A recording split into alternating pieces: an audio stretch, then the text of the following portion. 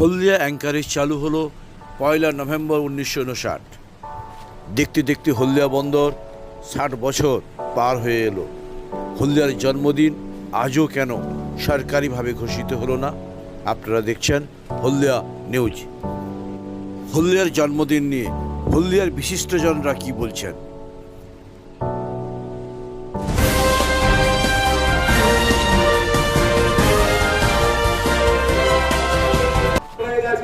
পরবর্তী সময় আরো 40টার মতো প্রায় 100টা গ্রাম এই অখণ্ড সুতাহাটার এই গ্রামগুলো আগামী প্রজন্ম জানবে না। আজকে যারা ইতিহাসবিদ আছেন নিশ্চিত ভাবে এই সব গ্রামের বিভিন্ন ডিএলআর ও রেকর্ড সংগ্রহ করে, রেজিস্ট্রি অফিস থেকে রেকর্ড সংগ্রহ করে আজকে যারা তরুণ গবেষক এবং যারা প্রাপ্ত শিক্ষক আছেন এগুলোর একটা তথ্য একটা প্রকাশ করা উচিত, বই আকারে রাখা উচিত। আমি নিজে শহীদ কারাগারের সভাপতি, আমি জানি সেখানে কিছু প্রাচীন বই আছে। আমি এই ধরনের পণ্ডিত মনস্কতাকে আমরা আহ্বান করবো, আসুন শহীদ কারাগারের মতো একটা বড় সংগঠন সংস্থা যেটা স্বাধীনতা আন্দোলনের আবেগ নিয়ে স্বাধীনতার আগে যেটা প্রতিষ্ঠিত হয়েছিল, সুতাহাটা স্বাধীনতা আন্দোলনে মহাপুরুষরা সেখানে অধিষ্ঠান করতেন, তাদের অনেক সম্পদ আছে। আজকে সেখানে বসে আপনারা ইতিহাস রচনা করুন, এই ইতিহাস জানার দরকার আছে। আজকে হলদিয়া শিল্প কারখানা আমাদেরও কখনো কখনো অভিমান হয়, আমরা গ্রামের মানুষ এখানে শিল্প কারখানা গড়ে তুলেছে। আমরা যারা এখন মানুষের সঙ্গে কাজ করছি বিভিন্ন জন তারা দেখছে হলদিয়া প্রিয় আলো, বাড়ি থেকে আমরা দেখছি চিমনি থেকে ধোঁয়া বেরোচ্ছে, সূর্য সেই তারগুলো আমরা দেখছি। আমাদের জীবন জীবিকার একটা চাহিদা তৈরি হয়, আমাদের কাছে বারে বারে মানুষ যায়, কিন্তু তাদের একটা ক্ষোভ আমরা অনেক সময় বিভিন্ন ভাবে প্রকাশ হতে দেখি। আমাদের হলদিয়া, আমাদের পূর্বপুরুষের 100টা গ্রাম চলে গেল হলদিয়ায়, আমরা কোথায় আছি আমরা তো নিজেদের খুঁজে পাচ্ছি না। কিন্তু এই ইতিহাস যদি আমরা প্রকাশ করতে পারি, আজ থেকে 70 বছর, আজ থেকে 75 বছর বা 1969, 55 সালের আগে এই ভূখণ্ডের পরিচয় কি ছিল, এই ভূখণ্ডের আর্থসামাজিক অবস্থা কি ছিল, আজকের হলদিয়া কি অবস্থার মধ্য দিয়ে ঘুরে ফেলে সুন্দরভাবে কল্পনিত হয়ে সেজে উঠেছে। আমি আমার কথাকে দীর্ঘায়িত না করে বলতে চাই, নিশ্চিত ভাবে কোনো বিতর্ক এরকম সামান্য একটা 1 যুগ 2 যুগ একটা 50-100 বছরের ইতিহাস নিয়ে কোনো বিতর্ক হতে পারে না। একটু খুব দায়িত্বশীল ইতিহাসবিদ এবং তথ্য সন্ধানী হলে নিশ্চিত ভাবে হলদিয়া ডক কিংবা সিপিটির সঙ্গে যোগাযোগ করলে একটা নির্দিষ্ট দিন হলদিয়ার জন্মদিন হিসাবে চিহ্নিত করা যাবে। সে দায়িত্বটা বীরেন বাবু কিংবা আমাদের দুর্গা বিশ্বনাথের দায়িত্ব নিক কিংবা মাস্টারমশাই যারা আছে দিক, আমরা যারা মানুষের সঙ্গে আছি নিশ্চিত ভাবে মেনে নেব, হলদিয়ার মানুষ বুঝে নেবে। আমি আবার এই কথা স্মরণ করাই, হলদিয়া যাই ঘটুক, হলদিয়ার যা গুরুত্ব বাড়ুক, কিন্তু হলদিয়ার ইতিহাস সংরক্ষণের দরকার আছে। কতগুলো গ্রাম আমাদের উত্তর প্রজন্ম জানবে না, সে গ্রামের তালিকাগুলো ঠিক রাখার দরকার আছে। হলদিয়ার প্রকৃত ইতিহাস আমাদের এবং আমাদের পরবর্তী প্রজন্মকে জানানোর দরকার আছে। আর এই হলদিয়া সুতাহাটা নন্দীগ্রাম তমলুকের মানুষ, কারণ এরা স্বাধীনতা আন্দোলনে ব্রিটিশের বিরুদ্ধে প্রায় মানুষ এই বিষয়টাকে ভাবুন। মানুষ যখন জাগরিত হন তখনই সরকার ভাবতে শুরু করেন, প্রশাসন ভাবতে শুরু করেন, তখন সেটা ফলপ্রসূ হয়। একটা ঘরের মধ্যে অনুষ্ঠান হলো, টিভিতে তারাই দেখলেন, পৃথিবীর মানুষ যারা আগ্রহী তারাই দেখলেন। এটা থেকে মানুষ যখন জানবেন এবং একটা বিষয়ে দাবি জানাবেন, তখনই সেটা সরকার আলোচনায় নিয়ে আসবে। আমাদের উদ্দেশ্য হলো সেটাই, আদার অফ হলদিয়া। সুতরাং এ কথাটা নতুন নয়, সবাই আমরা সেটা স্বীকার করি। কিন্তু আজকের যে বিষয়টা এটা হলো হলদিয়ার জন্মদিন। এই দিন আমি আগে উল্লেখ করি যে বঙ্কিম ব্রহ্মচারীর পুস্তকের কথা বলেছেন, সেটা আমরা 2 খণ্ডে সেটা প্রকাশিত হয়েছিল। সেখানে তিনি 8ই জুনকে উল্লেখ করেছেন। কেন উল্লেখ করেছেন? না, ওই যে 68টা গ্রাম, এবং 14,000 বর্গ অংশ দাঁড়িয়ে মাইল, সেখানে 14 বর্গ মাইল অংশ এখানে জরিপ হয়েছে। জরিপের জন্য একটা শিলাস্তর স্থাপন করেছে, কিন্তু এটা কিন্তু উদ্বোধন বলতে পারি না আমরা, কারণ জরিপ করছেন কারা? সেখানে সার্ভেয়ার আছেন, একজন সার্ভেয়ার সানস্ট্রোকে মারা গিয়েছিলেন পরে, ওই সার্ভেয়ারের মধ্যে একজন ইঞ্জিনিয়ার ছিলেন, তিনি সানস্ট্রোক হয়ে মারা গিয়েছিলেন। তো সেটাকে তো আমরা জন্মদিবস ধরবো না, কিন্তু এটা নিয়ে বিতর্ক হয়। বেস্তাপ আতিজুলকে মর্যাদা দিয়েছেন, আতিজুলের কথাই বলেছেন, কিন্তু আমরা আতিজুলকে কেন মানবো এ বিষয়ে কোনো দলিল নেই। ব্রহ্মচারী মহাশয়ের পুস্তকে একটা জায়গায় লেখা আছে যে 1959-এর 5ই মে নাকি একটা গেজেট পাওয়া গেছে, কিন্তু সেটার কোনো নথি আমাদের কাছে আসেনি, আমরা অন্তত আগে পাই। আমরা যে সমস্ত নথিগুলো পেয়েছিলাম তারই ভিত্তিতে আমি সেটি বক্তব্য রেখেছিলাম। এবং আজকে যে হলদি এই নদীর নাম নিয়ে যে হল্ট কথা নিয়ে এসেছে, এটাও বিতর্ক। এটা নিয়ে আমাকে ফেসবুকে অনেকে বহুবার ধরে লক্ষ্য করেছেন। তারা বলতে চেয়েছেন যে না, এরা ছোটনাথপুর থেকে ওই যে ধোয়া জলটা আসতো তার রং হলুদ ছিল, এবং মহিষাদলের রাজারা একটা ক্যানেল কেটে এর সঙ্গে যুক্ত করেছিলেন, সেই হলুদ রঙের জল আসতো বলে হলদি নদী ভোজপুর গ্রামে। তো সেটা আমাদের বক্তব্য নয়, হলদি নদী নিয়ে আজকে তর্ক করবো না। জল থেকে এসেছে কি ওই হলদি রঙের জল থেকে এসেছে, সেটা আমাদের আজকে বিষয় নয়। হলদি নদীর তীরে তৈরি হয়েছে হলদিয়া, তো তার জন্মদিন করতে হবে। 1959 এই বর্ষটা নিয়ে কোনো বিতর্ক নেই, সবাই মেনে নিয়েছেন, প্রেসটাও মেনে নিয়েছে। আজকে হলদিয়া বন্দর আমাদের যে প্রেস গোষ্ঠী তারাও মেনে নিয়েছে 1959 সাল ঠিক, কিন্তু সেটা কবে হবে? 8 জুন হবে না 1 নভেম্বর হবে? আমরা সমর্থন করছি 1 নভেম্বরকে। কেন করছি? যুক্তি দিয়ে বোঝাতে চাইছি। হরিপদ সিংহা মহাশয় আমাদের শুধু হলদিয়া বন্দরের নিয়ে এত কেন বিতর্ক থাকবে? বহু বছর ধরে চলছে বিতর্ক। 2003 থেকে অনুষ্ঠান হচ্ছে, সবাই বক্তব্য রাখছেন, প্রত্যেকে বলছেন হ্যাঁ এটা নিয়ে ভাবা উচিত, তারপরে থেমে যাচ্ছেন। ওই অনুষ্ঠানে যুদ্ধ ক্যালকাটা করতে মানুষজন এসেছিলেন, হলদিয়া বন্দরের লোকজন এসেছিলেন, কিন্তু তারাও এই ব্যাপারে আলোকপাত করতে পারেননি।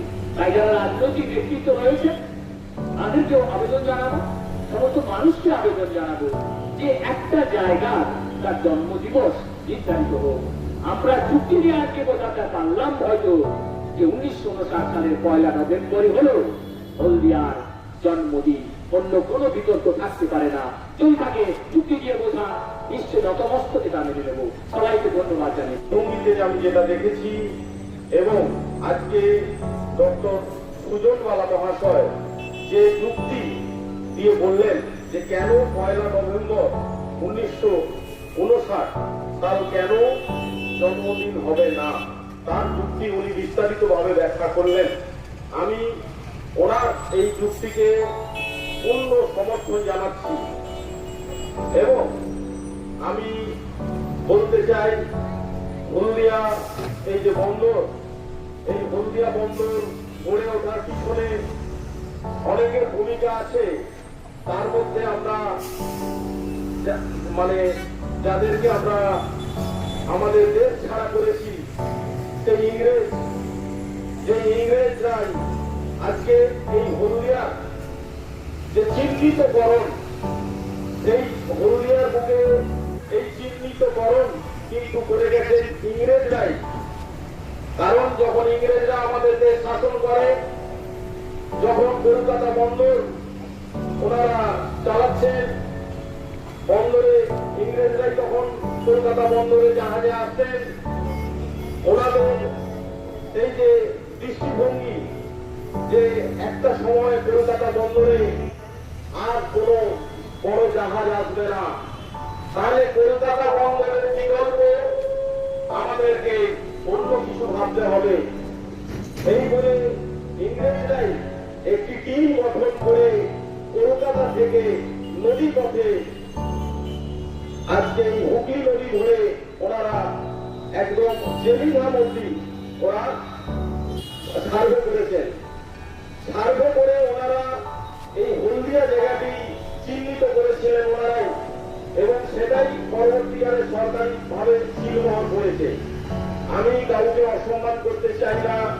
আমি জানি হলদিয়া বন্দর গড়ে ওঠার পিছনে মাননীয় সতীশ সামন্ত মহাশয়ের অবদান অনেক, যার কারণে হলদিয়া বন্দর কর্তৃপক্ষ শুধু নয়, কলকাতা বন্দর কর্তৃপক্ষ হলদিয়া বন্দরের প্রথম যে জেটি স্থাপন হয়, সেই জেটিটি মাননীয় সতীশ সামন্তের নামেই সেই জেটির নামকরণ হয়। সেই জেটি প্রথম জাহাজ আছে 1968 সালে 13ই আগস্ট প্রথম হলদিয়ার মাটি ছুঁয়ে একটি বিদেশি তৈলবাহী জাহাজ এই 2019-এ আমাদের বন্দর কর্তৃপক্ষ হলদিয়াতে আমাদের প্রথম যে অয়েল জেটি সতীশ সামন্ত অয়েল জেটি, সেই অয়েল জেটির সামনে একটি অনুষ্ঠান হয়। সেই অনুষ্ঠানের মাধ্যমে 50 বছর পূর্তি উদযাপন হয় এবং আমরা এনকারেজ ক্যাম্প শুধু বলবো না, বারবার সবাই এনকারেজ ক্যাম্প বলছে। আজকে যখন হলদিয়া শুরু হয় তখন কিন্তু সরাসরি হলদিয়া আসা যেত না। তখন পাঁশকুড়া স্টেশনের পাশে উত্তর বারোই বলে একটি গ্রাম ছিল। সেই উত্তর বারোইয়ে 40 একর জায়গা অধিগ্রহণ করে কলকাতা বন্দর কর্তৃপক্ষ। প্রথম রেলে করে মালপত্র এসে ওখানেই জড়ো হয়। তারপর আস্তে আস্তে ধীরে ধীরে রেলপথে হলদিয়ার থেকে শুরু হয় আসা। তারপর দুর্গাচক যে ক্যাম্প, সেই দুর্গাচক ক্যাম্পে এখানে হলদিয়া বন্দর কর্তৃপক্ষের ওখানে অফিস হয়। তারপর দুর্গাচক ক্যাম্প থেকে আস্তে আস্তে আরো যাতে হলদিয়া বন্দরের কাছাকাছি থেকে যাতে আরো তত্ত্বাবধান করা যায়, সেই জন্য পরবর্তীকালে এনকারেজ ক্যাম্পে আবার শুরু হলো ওখানে অফিস তৈরির কাজ। এবং এনকারেজ ক্যাম্প মূল ছিল থাকার জায়গা। যে সমস্ত আধিকারিক, বন্দরের আধিকারিক যারা দেখাশোনা করতেন, তাদের থাকার জায়গা ছিল এনকারেজ ক্যাম্প। কিন্তু মূল কাজ, মূল মালপত্র, মূল জিনিস রেলে করে এসে দুর্গাচক ক্যাম্পেই রাখা ছিল। দুর্গাচক ক্যাম্প থেকেই মেন হলদিয়া বন্দরের কাজ তত্ত্বাবধান হয়েছে। যাক, আমি সেই বিতর্কে যেতে চাই না, আমি আমার বক্তব্য দীর্ঘায়িত করতে চাই না। আমি বলতে চাই হলদিয়া বন্দর 1 নভেম্বর 1959 সাল এইটাই যাতে হলদিয়াকরণের নামকরণ হয়। আমি আমার ব্যক্তিগত উদ্যোগে, আমার সংগঠনের উদ্যোগে আমি ভারতবর্ষের জাহাজ মন্ত্রী মনসুখলাল মান্ডভিয়া মহাশয়ের কাছে আমি আমাদের তরফ থেকে আমি আবেদন করব। আমি চাই উনি যাতে হলদিয়ার নামকরণ 1 নভেম্বর 1959 হিসেবে কেন্দ্রীয় সরকার সেটা ঘোষণা করে জাহাজ মন্ত্রক। এটার দাবি আমি জানাবো। জন্মদিন, হলদিয়ার জন্মদিন 1 নভেম্বর 1959, এই আশা রেখে আমি আমার কথা শেষ করব। এই এলাকার সঙ্গে আমি খুব যুক্ত। হলদিয়া জনশিক্ষণ উৎসব ভবনে আমি প্রশিক্ষক হিসাবে কয়েক বছর কাজ করে রেখে বিভিন্ন জায়গায় আমাকে পাঠানো হতো। আমি ভেটেরিনারি করি এখনো পর্যন্ত। আমার বয়স 73 বছর। ব্যাপারটা হচ্ছে আপনাদের সামনে জানলে আমরা কখনোই বড় হতে পারবো না, সুস্থ হতে পারবো না। এই ইতিহাস জানার জন্যই আমাদেরকে ইতিহাস খুঁজতে হয়। হলদিয়া বন্দর যখন তৈরি হয় তখন আমরা জন্মগ্রহণ করিনি, কিন্তু হলদিয়া যখন কাজকর্ম শুরু হয় তখন আমরা ছোটবেলায় ঠাকুমার হাত ধরে মাটি কাটা, রোজার কাকে বলে, রোজার কাকে বলে, লরি কাকে বলে, এগুলো আমরা দেখেছি। তা সেই নিয়েই আমরা আজকে গড়ে উঠেছি হলদিয়ার সঙ্গে সঙ্গে, এবং হলদিয়া নিয়ে গর্ববোধ করতে শিখেছি। আজকে যে এলাকা হলদিয়া নামে পরিচিত, সর্বাধিনায়ক সতীশ সামন্ত বাবু সেই কেন আমরা সকলের উদ্দেশ্যে বলি যে মাতামাতি আমরা করছি, আবার করছিও না। আমরা সঠিক এই সঠিক জিনিসটা মানুষের কাছে তুলে ধরার জন্যই আমরা আবেদন করছি। আমাদের পূর্ব মেদিনীপুর জেলার বিভিন্ন সাংবাদিক মহল রয়েছেন, তাদের কাছে যেমন আমরা আবেদন করেছি, তারাও আমাদের সঙ্গে একমত রয়েছেন যে হ্যাঁ, সত্যি হলদিয়ার যে প্রকৃত জন্মদিন আমাদের জানা দরকার, বিশেষ করে নতুন প্রজন্ম যারা আসবে তাদের কাছে তুলে ধরা। এবং দীর্ঘ সময় ধরে এখানে আলোচনা হচ্ছে, বিশিষ্ট বিদগ্ধ মানুষজন এসছেন, এনারা তাদের যুক্তি তর্ক দিয়ে আপনাদের সামনে তুলে ধরেছেন। আমরা গত বছর 2019-এ আজকের এই দিনে অম্বুজা সিটি সেন্টার মলে ভিতরে আমরা একটি সভা করেছিলাম। সেখানে বহু বিদগ্ধ মানুষজন এসেছিলেন এবং সেখানে যারা 8ই জুনকে নিয়ে বলেন যে হলদিয়ার জন্মদিন, সেই 8ই জুন তারা দীর্ঘ প্রায় 12 বছর ধরে পালন করে আসছেন। সেখানেও আমরা বিতর্ক করেছিলাম যে হঠাৎ 12 বছর কেন আমরা পালন করছেন। যদি হলদিয়ার জন্ম হয় 1959 সালে 8ই জুন আমাদের কথা অনুযায়ী, তাহলে সেই দিন থেকে কেন আমরা পালন করছেন না? কোনো উত্তর নেই। স্বাভাবিকভাবে অনেক যুক্তি তর্ক দিয়ে যারা কখনোই খণ্ডন করতে পারেননি। এবং আজকে সবার প্রথম বক্তা ছিলেন কাকর বাবু, তিনি বঙ্কিমবাবুর কথা বলেছেন, একটি বইয়ের কথা বলেছেন, সেই বইটাও আমাদের কাছে সেটা কোথাও লেখা নেই 8ই জুনের কথা। আর লৌহদণ্ড, এই লৌহদণ্ডকে নিয়ে আমাদের করে বিভ্রান্ত করা হয়েছে। এখানে যে সংগ্রহশালা রয়েছে, সেই সংগ্রহশালাতে বাহাদুর বাবু আছেন, তিনি বলছেন যে এখানে আমরা লৌহদণ্ড করা ছিল, আমাদের নিয়ে গেছিলেন সেই একটারের জায়গাতে, কিন্তু তিনি লৌহদণ্ড দেখাতে পারেননি। লৌহদণ্ডে কি করা হয়েছিল, একটা পয়েন্ট করা হয়েছিল জরিপ করার জন্য। একটা সীমানা থেকে সেই সীমানা ধরে একটি জরিপ মাপযোগ করা হওয়া বলে, যখন আমরা এই গ্রামাঞ্চলে যে এখন মাপযোগ করি, একটা ছোট গ্রাম বা বাসের পঞ্চি খুঁজে আমরা পয়েন্ট করে আমরা নিয়ে যাই, এবং যারা জরিপ করতে আসেন তারা আগে থেকে সব থেকে পুরাতন কোন গাছটা রয়েছে বা কোন পয়েন্ট থেকে এই সীমানা নির্ধারণ করা হয়। ঠিক সেইভাবে উনি এসেছিলেন 8ই জুন 1959 সালে পয়েন্ট করা, অর্থাৎ জরিপ করার জন্য। কিন্তু সেখানে দাঁড়িয়ে তিনি সাহস থেকে মারাও গিয়েছিলেন। এই নয় যে একটি হলদিয়া একটি শহরের জন্মদিন হতে পারে।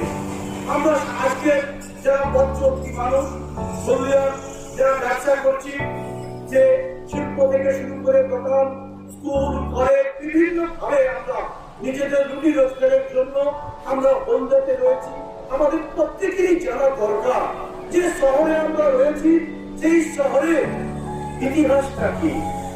আর হলদিয়ার বেশি দিন জন্ম নয় বা হলদিয়ার উৎপত্তি বেশি দিন নয়, যদিও যদি আমরা বয়সের ভারতবর্ষে দেখি 60 বছর অতিক্রান্ত হয়েছে। আমরা দেখছি আমাদের উত্তরসূরি তারাও দেখবে, এবং আমাদের কর্তব্য যে হলদিয়ার প্রকৃত ইতিহাসটা তাদের কাছে নিয়ে যাওয়া। সেদিনের সভাতে যারা ছিলেন সেই সময়কালে বা এখনো আছেন, তিনি সংগ্রহশালা করেন, সংগ্রহশালাকে নিয়ে অনেক তিনি গর্ববোধ করেন, আমরাও গর্বিত।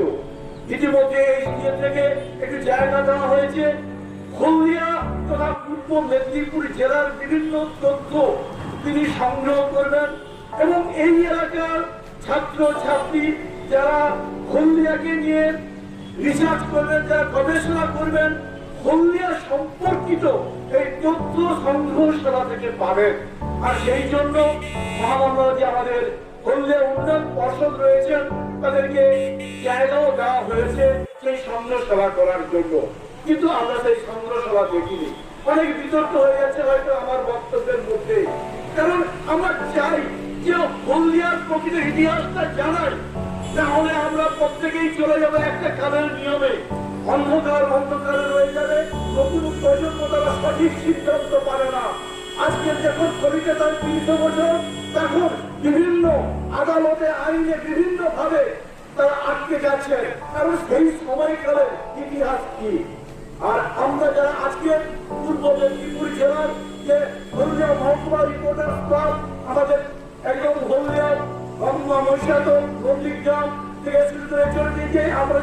পত্রিকাগুলি রয়েছেন, তার মধ্যে আজকের আমাদের পত্রিকা অসংখ্য আছে।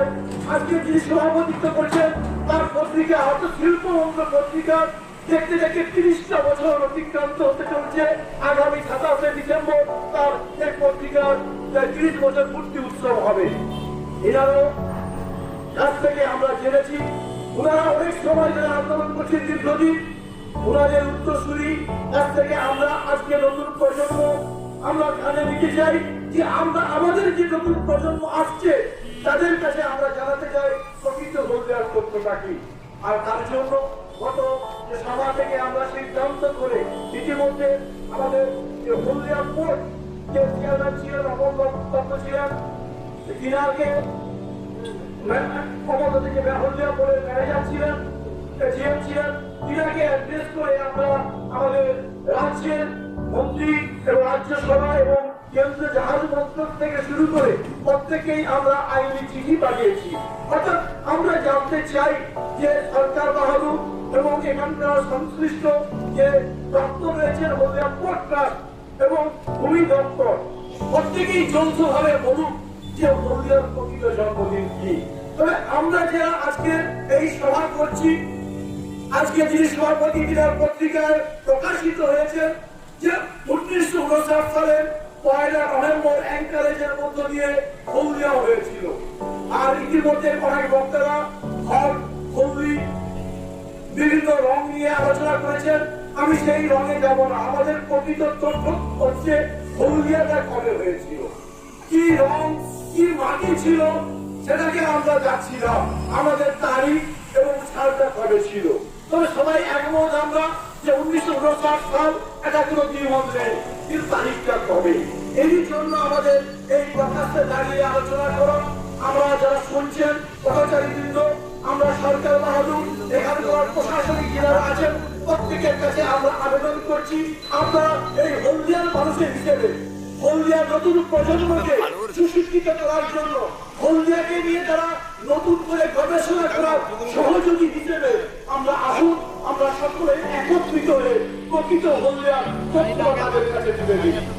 আর হলদিয়ার যে আমি এইটুকুই জানি যে সুধাহাটার কল্পনা থেকে শুরু হয়ে চক বিভিন্ন চকে এই জায়গাটা হয়েছিল।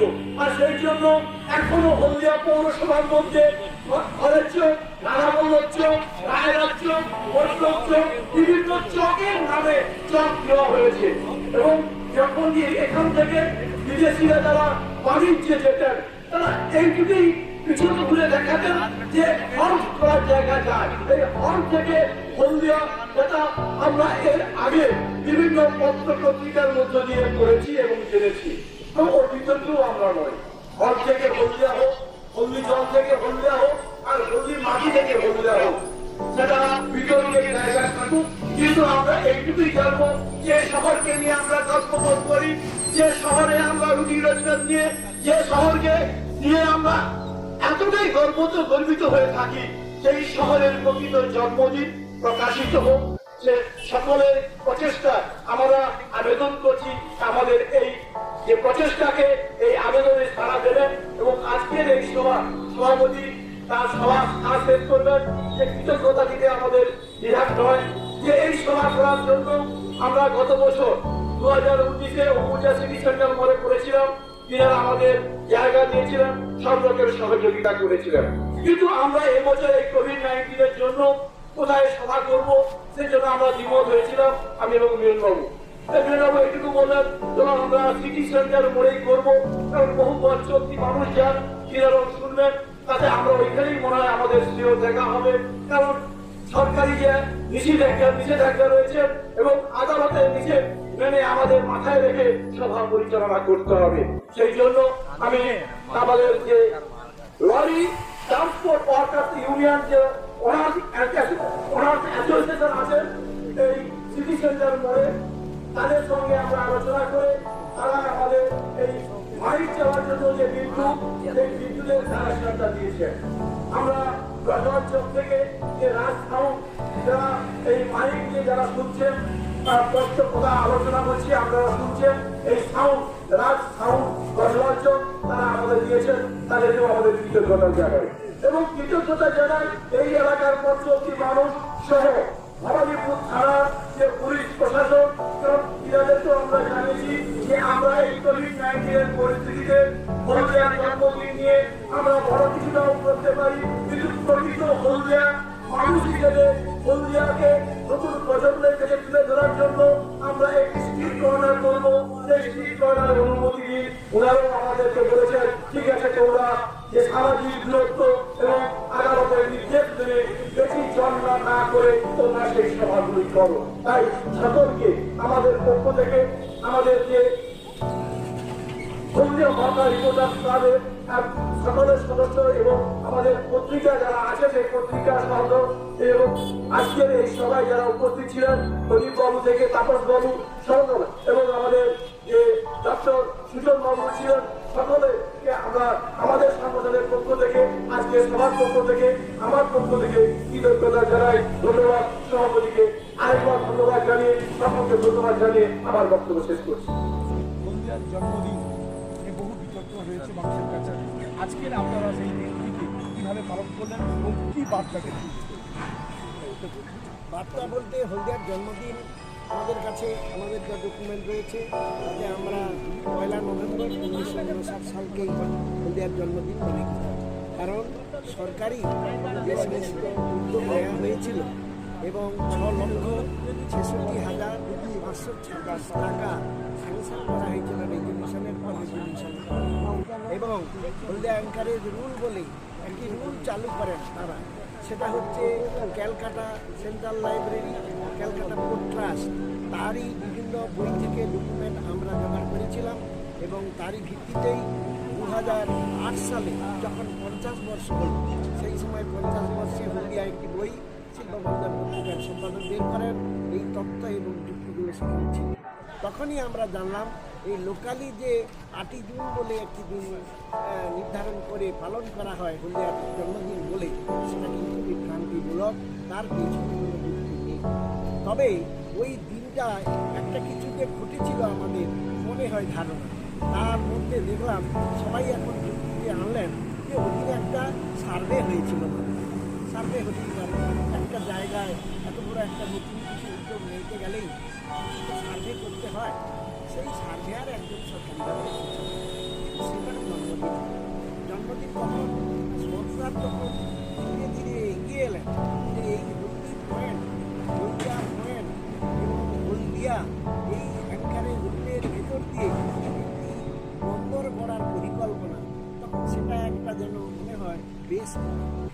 যে বেস পয়েন্টটা হলো অ্যাঙ্কার, বলতে অ্যাঙ্কারে 1959 সাল 1 নভেম্বর ওটা একবারেই নির্দিষ্ট সরকারিভাবে সেদিন সরকারি অফিসার এবং আজকের আলোচনায় পুরোটাই ভেসে ডক্টর সুজন বালা এবং তাপস কুমার পাল পঞ্চায়েত সভাপতি সুতাহাটা এবং চরণ পাল ডাক্তার মহাশয় এবং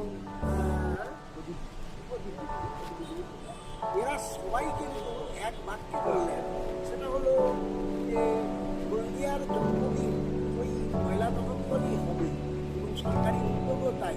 তাই আমরাও গত 2020 সাল থেকে এবং 2019 সালে এবং আজকের এই 2019 সালে যে একই সিদ্ধান্ত রয়েছে এবং আমাদের গত যে সভার সিদ্ধান্ত হয় সেই সিদ্ধান্ত ক্রমে যে আমরা বিভিন্ন দপ্তরকে চিঠি পাঠিয়েছিলাম 1 নভেম্বর, অথবা সরকার নিজস্বভাবে কোনো খোঁজ খবর নিয়ে তথ্যগতভাবে একটা দিন ঘোষণা করুন যেটা হলদিয়া বন্দরের জন্য খুবই প্রয়োজন।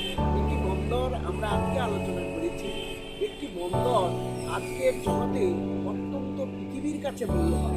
এই জলপথ পৃথিবীর 3/4 অংশ। তাই আমরা স্থলভাগে যারা আমরা থাকি এই জলভাগের ভিতর দিয়ে এই স্থলভাগের খবর সর্বদা চলে যায়।